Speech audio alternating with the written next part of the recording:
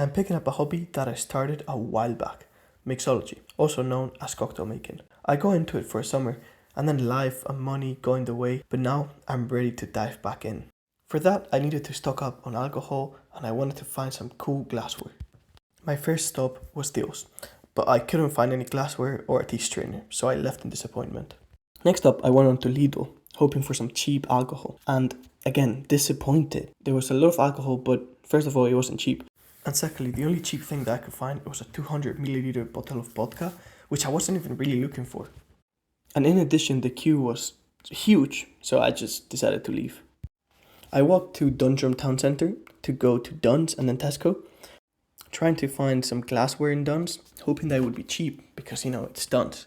But again, nothing really that I was interested in.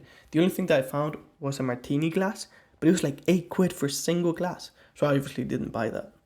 But after a lot of sadness and a lot of failed attempts, I went to my favorite, most trustworthy shop, Tesco. I was able to find some limes, some lemons, and also some soda water, which are super important ingredients for cocktails. And luckily for me, they had a lot of alcohol. There were both more expensive and cheaper options, which is exactly what I needed. To set the scene for you, I bought this Bombay Sapphire gin in an airport for £13 and it's 35 in here. But luckily I was able to find a €20 tequila and a €12 triple sec, which is an orange liqueur, even though it's really bad quality, but that's exactly what I needed for my first margaritas.